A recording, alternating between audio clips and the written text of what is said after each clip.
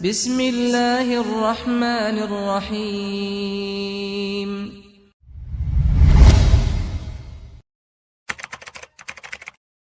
Allahumma allimna ma yanfa'una wanfa'na bima 'allamtana wa zidna ilman ya karim. Rabbi shrah li sadri wa yassir li amri wahlul 'uqdatam min lisani yafqahu qawli.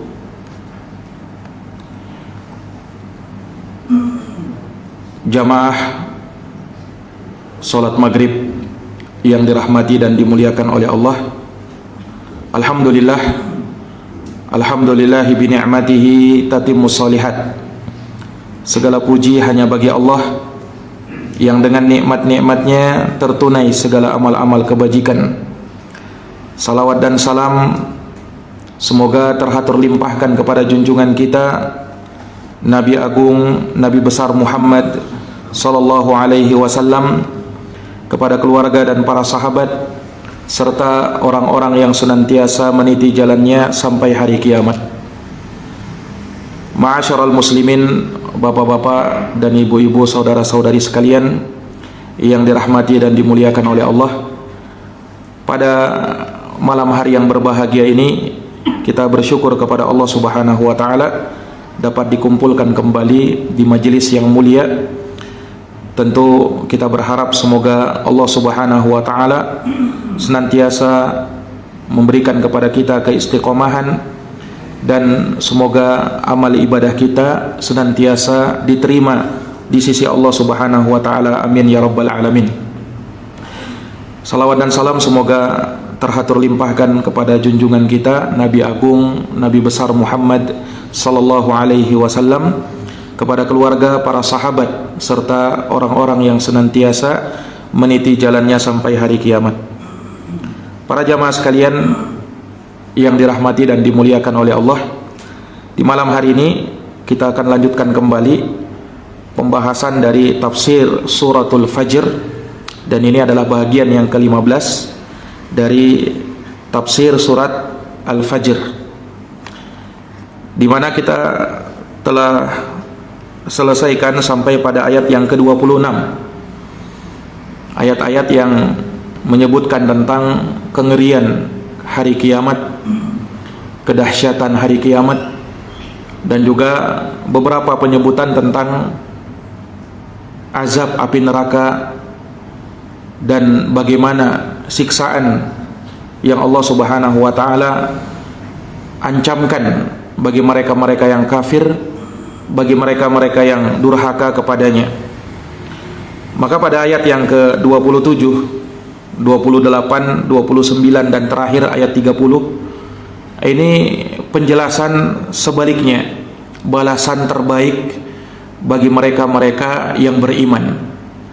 Dan seperti yang telah kita terangkan bahwa ini adalah uslub di dalam Al-Quran, metode Allah Subhanahu wa ta'ala di dalam menjelaskan kepada manusia tentang kebaikan dan keburukan.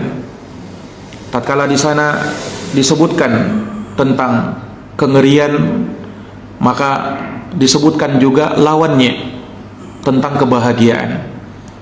Tatkala disebutkan tentang dosa, azab dan siksaan, maka setelahnya disebutkan pula tentang pahala, kenikmatan dan surganya. Sebagaimana ada penghuni neraka, maka di sana ada penghuni surga. Di akhirat nanti ada orang-orang yang wajahnya putih berseri-seri, dan di sana pula ada orang yang wajahnya hitam kemudian tertunduk dan bersedih. Allah Subhanahu wa taala seringkali menggandengkan ayat-ayat yang semacam ini.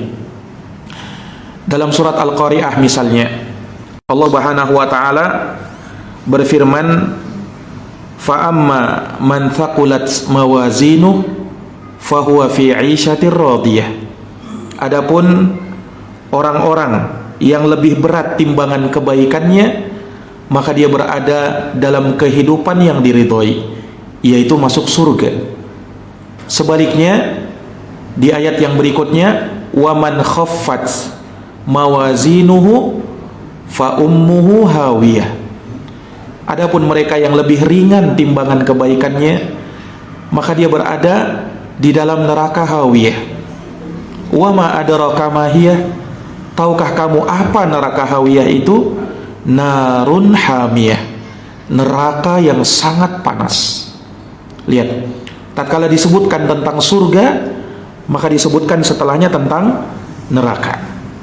Ya, maka mengapa Allah Subhanahu wa ta'ala sebutkan hal tersebut bergandengan selalu? Kata para ulama, hal ini dalam rangka untuk menjaga suasana hati manusia agar tetap seimbang, yaitu berada dalam harapan dan rasa takut kepada Allah Subhanahu wa ta'ala. Dan kehidupan manusia harus berada dalam dua hal tadi. Selain dia berharap apa yang ada di sisi Allah, dia pun merasa takut terhadap ancaman dan siksaan Allah Subhanahu wa ta'ala. Ini yang akan mendidik kita menjadi orang yang baik, ya kan? Dan itu memang sudah diajarkan kepada kita. Ya, tatkala kita duduk di bangku sekolah misalnya, di sekolah ada janji dan ancaman juga. Bagi siapa yang belajar dengan tekun, dijanjikan dengan nilai yang bagus. Sementara yang tidak belajar, maka ancamannya nilainya buruk sampai nanti tinggal kelas. Ya. Nah, ini ada ancaman, ada janji yang baik. Demikian pula dalam kita bekerja misalnya. Ya, orang yang bekerja dengan bagus, baik kerjaannya, maka dijanjikan dengan pangkat dan jabatan yang tinggi, gaji yang tinggi. Sementara yang kerjanya tidak bagus, diancam dengan turun jabatannya sampai di PHK. Ya kan? Nah, bagaimana supaya dia bagus? Tadi diberikan janji dan ancaman. Nah, sama di dalam kehidupan kita di dunia, ya. Tatkala kita ingin menjadi orang yang baik, maka kita harus berada dalam dua keadaan tadi. Ya. Berada dalam harapan yang sangat besar di sisi Allah Subhanahu wa ta'ala, dan juga takut dengan siksaan dan azabnya Allah. Itulah sifatnya orang-orang yang beriman. Ya, wa yad'unana raghaban wa rahaba. Mereka berdoa, beribadah kepada kami dalam keadaan harapan kepada Allah dan juga disertai dengan rasa cemas kepadanya. Ini para jamaah sekalian, sampai para ulama mengibaratkan manusia itu harusnya berada di antara harapan dan rasa takut kepada Allah seperti dua sayap burung. Seekor burung dia terbang dengan dua sayapnya. Andaikan salah satu sayapnya lumpuh, maka dia tidak akan bisa seimbang, dia akan jatuh. Manusia pun demikian, antara harapan dan rasa takut kepada Allah Subhanahu wa ta'ala. Ini para jamaah sekalian yang dirahmati dan dimuliakan oleh Allah. Maka di ayat ini Allah Subhanahu wa ta'ala sebutkan janji bagi mereka yang beriman. Perhatikan di ayat yang ke-27, Allah Subhanahu wa ta'ala berfirman, ya ayyatuhan nafsul mutmainnah, wahai jiwa yang tenang. Di ayat berikutnya yang ke-28, irji'i ila rabbiki radiyatan mardiyah, kembalilah kepada Tuhanmu dalam keadaan ridha dan diridhai. Fadkhuli fi ibadi, masuklah ke dalam barisan hamba-hambaku. Wadkhuli jannati, dan masuklah ke dalam surgaku. Para hadirin yang dirahmati oleh Allah, maka Allah Subhanahu wa ta'ala menyeru di dalam ayat yang mulia ini, wahai jiwa yang tenang. Siapa jiwa yang tenang itu? Jiwa yang tenang adalah jiwa yang beriman kepada Allah, yang yakin dengan janji Allah Subhanahu wa ta'ala, dan bahwa pasti dia akan berjumpa dengan Allah.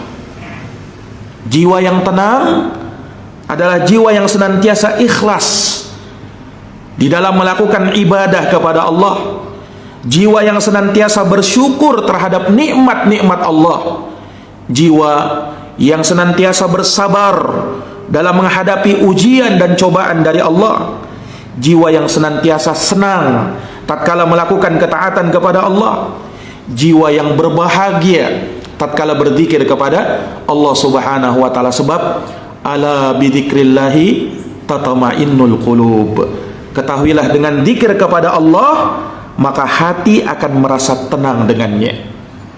Ini para jamaah sekalian. Maka globalnya, sebagaimana disebutkan oleh Imam Ibnul Jauzi rahimahullahu ta'ala, bahwa jiwa yang tenang, nafsul mutmainnah, dalam ayat ini ditafsirkan dengan 3 penafsiran. Yang pertama, jiwa yang tenang maksudnya jiwa yang beriman. Yang kedua, jiwa yang tenang maksudnya jiwa yang ridha dengan takdir dan ketentuan Allah. Yang ketiga, jiwa yang tenang maksudnya jiwa yang yakin dengan janji-janji Allah Subhanahu wa ta'ala. Penafsiran yang pertama, jiwa yang tenang adalah jiwa yang beriman. Ini sebagaimana ditafsirkan oleh sahabat Ibnu Abbas dan Imam Mujahid, muridnya Ibnu Abbas. Nah, jiwa yang beriman, iman artinya percaya, yakin dia bahwasanya Allah Subhanahu wa ta'ala Tuhannya, Allah Subhanahu wa ta'ala adalah penciptanya, sehingga dia pun senantiasa beribadah kepada Allah dan sabar dalam menjalankan ketaatan-ketaatan kepada Allah. Maka jiwa yang seperti ini kelak akan dipanggil dengan seruan, ya ayyatuhan nafsul mutmainnah, wahai jiwa yang tenang. Dia akan mendapatkan ketenangan. Lihat, saking tenangnya orang yang seperti ini sampai Nabi SAW saja takjub kepadanya. Kenapa? Orang yang beriman itu senantiasa tenang dalam hidupnya, tidak pernah dia merasakan kegelisahan. Apapun kondisinya, dia tenang ketika beribadah kepada Allah. Karena puncak kebahagiaannya bukan di dunia, bukan terletak pada harta, bukan terletak pada wanita, kedudukan dan jabatan, bukan. Tapi ketenangan dia manakala dia bisa beribadah dan bermunajat kepada Allah. Itulah kebahagiaan terbesar dia. Ini para jamaah yang dirahmati dan dimuliakan oleh Allah Subhanahu wa ta'ala. Iya. Nah, manusia itu kan seperti yang pernah kita sebutkan, tidak akan lepas dari 8 keadaan, di mana dia terkadang bahagia, terkadang dia sedih, terkadang dia berkumpul, terkadang dia harus berpisah, terkadang dia menghadapi kesulitan, terkadang ada kemudahan, terkadang dia sakit, dan terkadang dia sehat. Nah, orang yang beriman, dia pandai memposisikan dirinya dalam semua keadaan, sehingga dia merasakan ketenangan, kedamaian, ketentraman di dalam hidupnya. Ini para jamaah sekalian. Sementara yang tidak beriman, ya, atau yang beriman tetapi tidak menjalankan konsekuensi keimanannya, maka dia tidak akan pernah merasakan ketenangan di dalam hidup. Dia tidak akan bisa merasakan ketentraman di dalam hidup. Nah, ini para jamaah yang dirahmati dan dimuliakan oleh Allah. Nah, orang itu kan, ya, dia pengen mencari ketenangan. Bahkan banyak manusia ingin pergi bertamasya, ditanya untuk apa? Mau cari ketenangan, ya. Saya mau tenangkan pikiran saya, terlalu banyak. Kemana dia? Ya, pergi bertamasya. Kemana? Yang membuat dia nyaman hatinya, suasananya. Nah, ya boleh yang seperti itu. Tapi ingat, ketenangan hakiki tidak mungkin bisa kita dapatkan kecuali dengan keimanan. Kalau hati tidak beriman, mau kemanapun dia, mau rekreasi kemanapun dia, tidak akan pernah dapat ketenangan itu. Sebab Allah lemparkan ke dalam hati orang yang tak beriman, jiwa yang tidak pernah merasa nyaman dan tenang. Allah berfirman di dalam Quran, sanulqi fi qulubil ladina kafarur ru'b bima asyraku billahi ma lam yunazzil bihi sultana. Kami akan lemparkan, kata Allah, ke dalam hati-hati orang yang kafir, yang tak beriman kepada Allah, rasa takut, sesak jiwanya, tidak merasakan ketenangan. Kenapa? Karena mereka menyekutukan Allah Subhanahu wa ta'ala terhadap sesuatu yang Allah tidak turunkan keterangan padanya. Tak akan bisa merasakan ketenangan. Ketenangan hakiki hanyalah bisa didapatkan dalam keimanan. Nah, maka jiwa yang tenang ditafsirkan dengan jiwa yang beriman. Ini penafsiran yang pertama. Yang kedua, an-nafsul mutmainnah. Jiwa yang tenang ditafsirkan juga dengan jiwa yang senantiasa ridha dengan segala takdir dan ketentuan Allah Subhanahu wa ta'ala. Iya, dia pasrah menerimanya. Dia menerima hal tersebut dengan lapang dada, tanpa dia harus murka dengan ketetapan Allah, tanpa dia harus mengkritisi segala takdir dan ketentuan Allah. Dia yakin bahwa semua yang Allah takdirkan akan berbuah kebaikan bagi dirinya, sehingga dia akan bersiap menghadapi segala ketentuan Allah, segala takdir yang Allah inginkan pada dirinya, apapun itu dia akan ridha, dia akan tabah menghadapinya. Dia tahu bahwa semua ini tidak lepas dari hikmah Allah Subhanahu wa ta'ala. Ini para jamaah sekalian. Tapi orang yang tidak pernah ridha dengan ketetapan Allah, apa yang terjadi? Kalau dia dapat nikmat, maka dia akan menyombongkan dirinya, akan tumbuh rasa sombong. Kalau dia mendapatkan musibah, maka dia akan murka, dia akan marah dengan takdir Allah Subhanahu wa ta'ala. Dia akan bandingkan dirinya dengan kehidupan orang lain. Mengapa saya begini sementara si fulan, padahal saya lebih bertakwa, saya lebih sering datang ke masjid, kenapa dia lebih kaya daripada saya? Subhanallah. Seakan-akan dia tidak ridho dengan ketetapan Allah Subhanahu wa ta'ala tadi. Seandainya dia bersyukur kepada Allah, sungguh nikmat yang Allah Subhanahu wa ta'ala berikan kepada dia sangat banyak. Tapi salahnya dia selalu melihat kepada yang di atas. Ini masalahnya manusia. Kalau melihat kepada yang di atas, tidak akan pernah merasa cukup. Makanya Nabi SAW bersabda apa? Unduru ila man huwa asfala minkum wala tanduru ila man huwa fawqakum fahuwa ajdaru alla tazdaru ni'matallahi alaikum. Lihat kepada yang di bawahmu, kata Rasul, jangan lihat kepada yang di atasmu, sebab itu lebih pantas bagimu agar kamu menghargai nikmat Allah yang Allah berikan kepadamu. Kita hargai nikmat Allah itu. Tapi kalau kita lihat yang di atas, tidak akan pernah ridho dengan apa yang kita miliki. Ini para jamaah yang dirahmati dan dimuliakan oleh Allah Subhanahu wa ta'ala.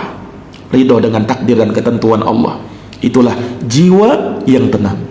Dan penafsiran yang terakhir, jiwa yang tenang ditafsirkan juga dengan jiwa yang yakin dengan segala janji dan keutamaan yang Allah Subhanahu wa ta'ala janjikan.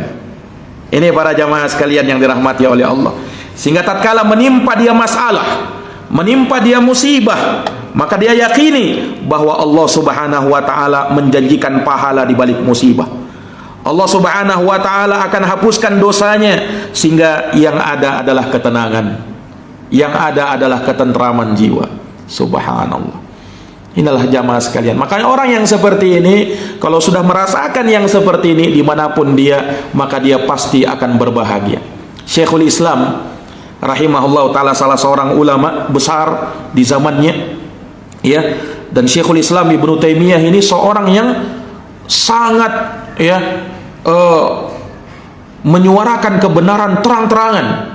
Tidak takut beliau dengan orang-orang yang menyelisihi beliau. Sampai pada akhirnya Syekhul Islam harus dipenjara karena difitnah oleh musuh-musuhnya.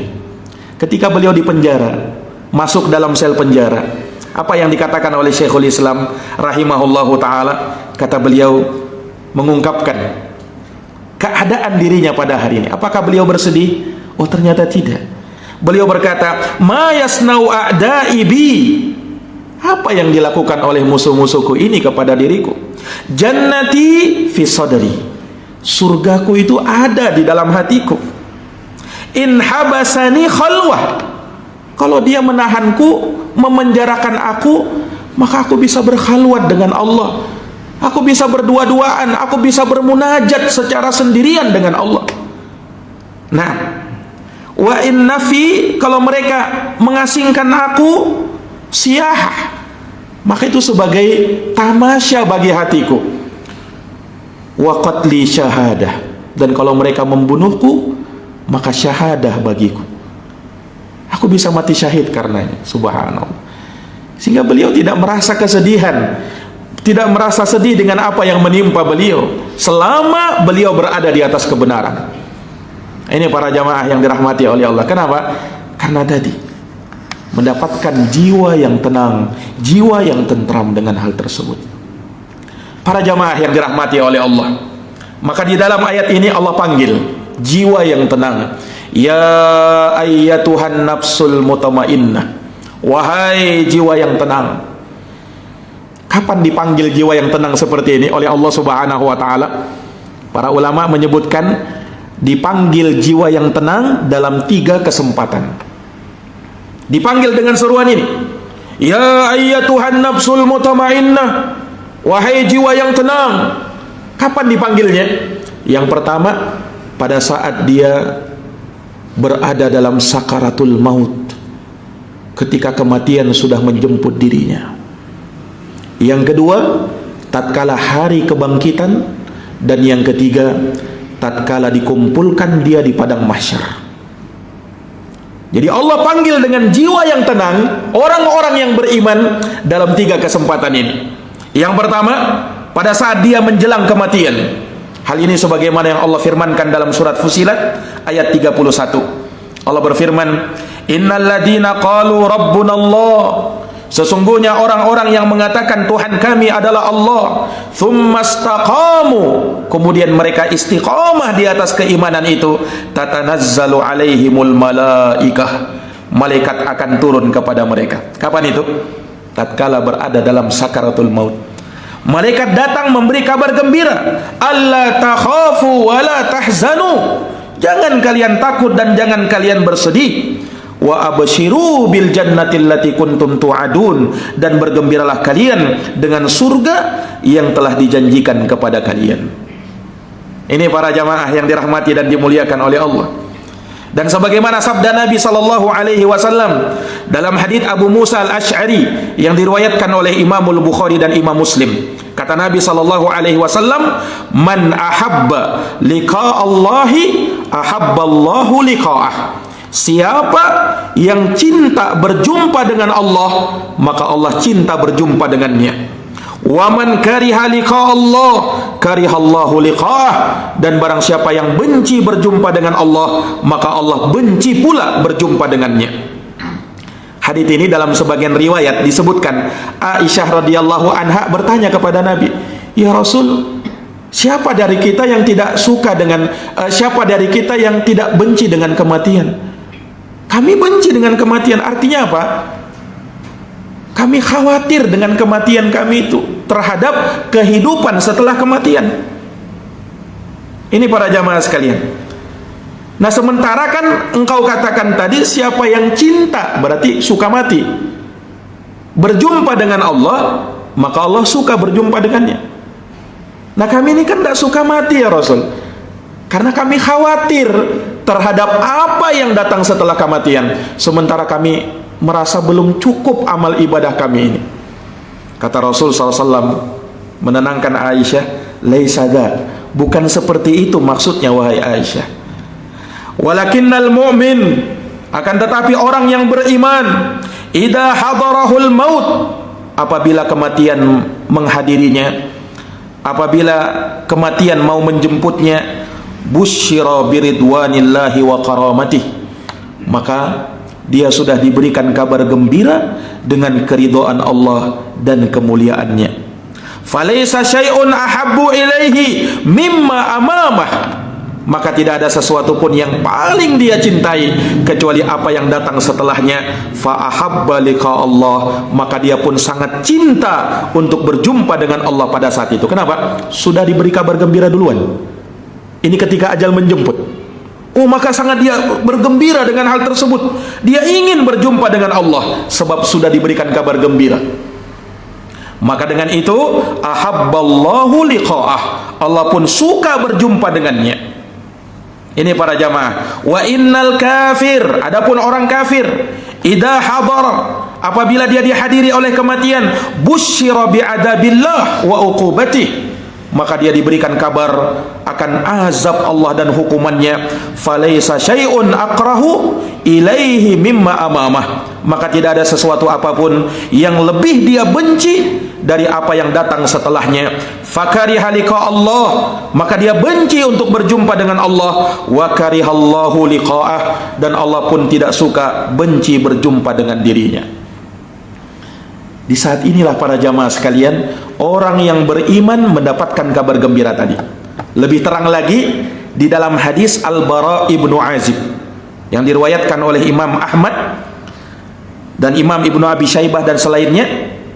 Nabi SAW menceritakan tentang perjalanan orang yang beriman tatkala ajal menjemputnya.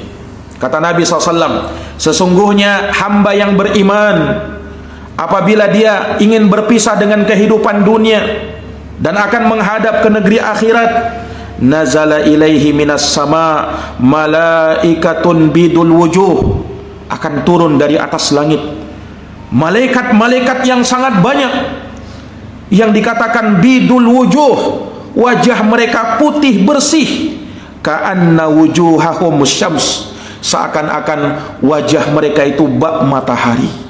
Kata Nabi SAW, hingga mereka pun, para malaikat ini duduk di dekatnya, maddal basar, sejauh mata memandang. Wa ma'ahum kafnun, dan bersama mereka ada kain kafan, min akfanil jannah, dari kain kafan yang berasal dari surga. Wahanutun min hanutil jannah, dan malaikat-malaikat ini membawa minyak wangi dari minyak wangi yang ada di surga. Ini malaikat yang turun dalam jumlah yang sangat banyak. Ini bukan malakul maut ya, bukan malaikat pencabut nyawa, ini bukan, tapi malaikat yang datang menghadiri orang yang berada dalam sakaratul maut. Para jamaah yang dirahmati dan dimuliakan oleh Allah, disebutkan dalam riwayat yang lain bahwa orang yang beriman tatkala ajal menjemput dia, maka atathu malaikatur rahmah, datanglah malaikat rahmat kepadanya, bihariratin bayda, dengan membawa kain sutra yang sangat putih yang berasal dari surga. Kemudian malaikat ini mengatakan, ukhruji radiyatan mardiyan ank, keluarlah jiwa yang diridhoi oleh Allah Subhanahu wa taala dan dia ridho kepada Allah Subhanahu wa taala. Ini para jamaah sekalian yang dirahmati oleh Allah. Dalam riwayat yang lain disebutkan bahwa kalaulah yang meninggal ini adalah orang yang soleh, maka malaikat itu mengatakan, ukhruji ayyatuhan nafsut thayyibah, keluarlah wahai jiwa yang baik, kanat fil jasadit thayyib, yang berada di dalam jasad yang sangat baik. Ukhruji hamidah, keluarlah dalam keadaan terpuji. Wa abshiri birauhin wa raihan, dan bergembiralah dengan ketentraman dan surganya. Wa rabbin ghairi ghadban, dan Tuhanmu tidak akan pernah murka kepadamu. Ini kabar gembiranya. Thumma yaji'u malakul maut, kemudian setelah malaikat ini memberikan kabar gembira seperti itu, lihat jamaah sekalian, malaikat maut pun datang. Malaikat maut yang ditugaskan oleh Allah untuk mencabut nyawa orang yang beriman ini. Naam, fayaqudu 'inda ra'sihi, maka malaikat maut duduk di dekat kepalanya. Fayaqul, lalu malaikat maut berkata, ayyatuhan nafsut thayyibah, wahai jiwa yang baik, ukhruji ila maghfiratin minallahi wa ridwan, keluarlah menuju ampunan dari Allah dan keridhaannya. Dipanggil dengan panggilan seperti itu malaikat maut ini. Nah, maka apa yang terjadi? Dicabutlah nyawa itu dengan sangat perlahannya, Dan keluarlah nyawa itu dengan sangat mudahnya. Digambarkan oleh Nabi seperti air yang berada di dalam teko kemudian dituang ke gelas. Sangat mudah mengalir. Nah, diibaratkan oleh Nabi seperti itu. Maka tatkala malaikat maut mengambil nyawa orang tadi, maka malaikat-malaikat yang sudah hadir di situ tidak membiarkan malaikat maut kecuali langsung mengambil jiwa yang baik tadi. Diambil langsung nyawa yang baik tadi, kemudian diletakkan di atas kafan yang mereka bawa dari kafan surga, kemudian diletakkan di atas wangi-wangian yang mereka telah siapkan dari wangi-wangian yang ada di dalam surga. Maka keluarlah nyawanya, keluarlah jiwanya dalam keadaan penuh dengan aroma yang sangat harum. Lalu diangkatlah ke atas langit, jamaah sekalian. Nah, inilah perjalanan manusia tatkala dia nanti dipanggil oleh Allah, dicabut nyawanya kalau dia beriman, kemudian dibawa ke atas langit. Oleh siapa? Malaikat-malaikat tadi. Malaikat maut sudah selesai tugasnya, mencabut nyawa saja. Kemudian diambil oleh malaikat-malaikat tadi, dibawa ke atas langit. Dibawa ke atas langit sampai ke langit yang pertama. Di langit yang pertama, malaikat-malaikat ini minta dibukakan pintu langit pertama. Kemudian dikatakan kepadanya, siapakah jiwa yang sangat baik ini? Sungguh dia membawa aroma yang sangat harum. Siapa dia? Malaikat yang membawanya tadi mengatakan, dia adalah Fulan bin Fulan. Disebutkan dengan nama yang terbaik tatkala dia disebut tatkala di dunia. Nah, terus langit kedua juga begitu. Malaikat penjaga langit kedua menanyakan siapa dia. Dijawab dengan namanya yang terbaik. Malaikat yang berada di langit ketiga pun demikian. Langit keempat sampai langit ketujuh menghadap kepada Allah Subhanahu wa taala.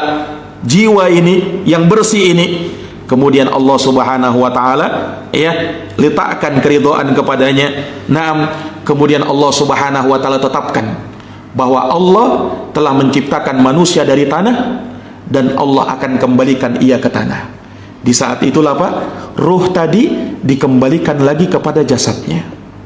Nah, tatkala dikembalikan kepada jasadnya, disitulah manusia yang sedang mengantar jasadnya ke kuburannya, maka disebutkan oleh Nabi SAW, sungguh orang yang diantar tadi, jenazah yang diantar tadi, dia sanggup mendengar orang-orang yang mengantarnya dan suara sendal orang-orang yang pulang setelah mengantarnya. Barulah di sana datang malaikat Mungkar dan Nakir. Itu jamaah sekalian yang dirahmati oleh Allah. Nah, syahidnya di sini pada pembahasan kita bahwa orang yang beriman diseru dengan ya ayyatuhan nafsul mutmainnah, wahai jiwa yang tenang. Kapan? Pada saat dia mau meninggal.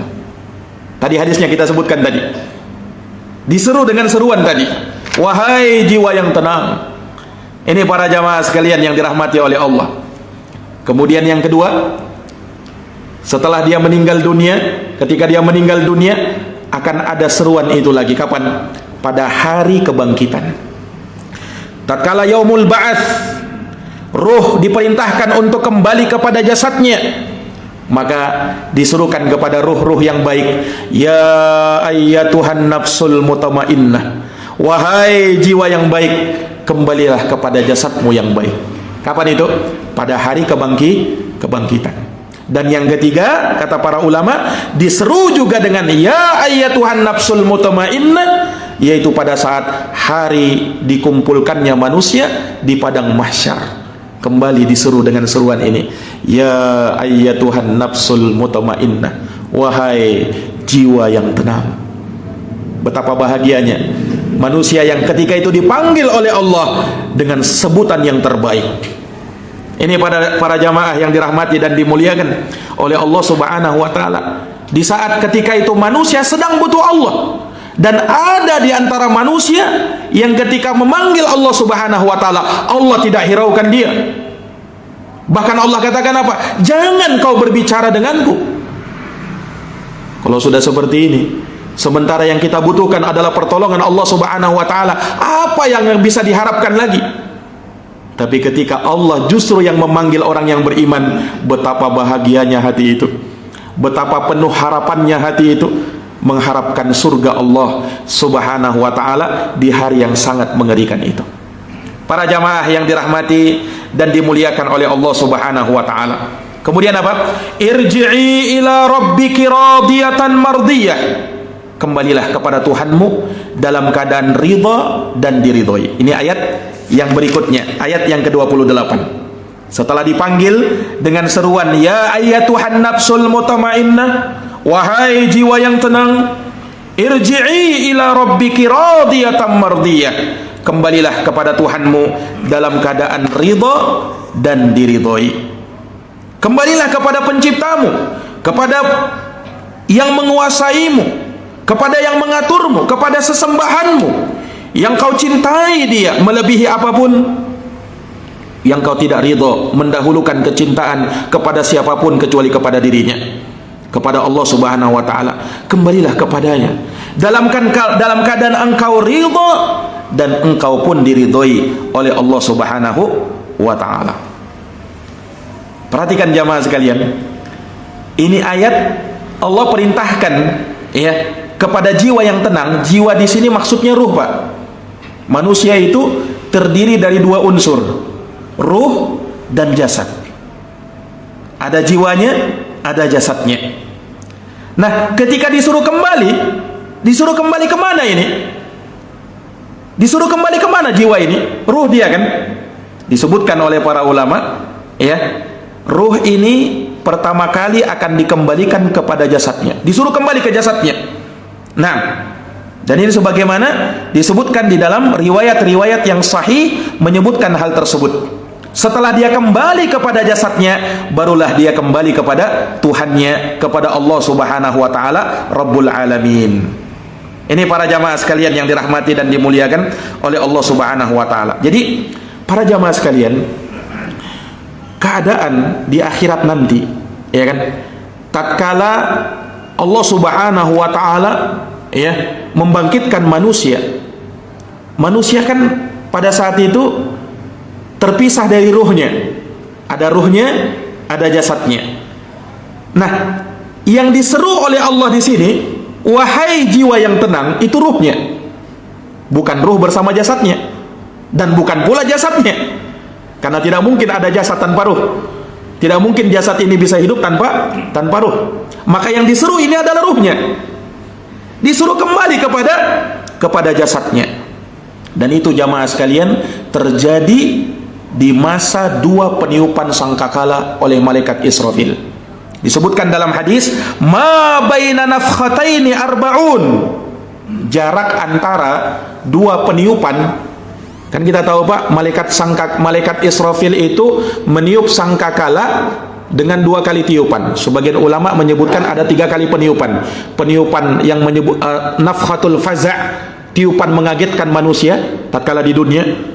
Kemudian nafkhatul maut, tiupan kematian. Kemudian yang ketiga nafkhatul ba'ats, tiupan kebangkitan. Nah, antara tiupan kematian dengan tiupan kebangkitan, kata Nabi, jaraknya berapa? Arba'un, jaraknya 40. Dalam satu riwayat disebutkan arba'una sanah, 40 tahun.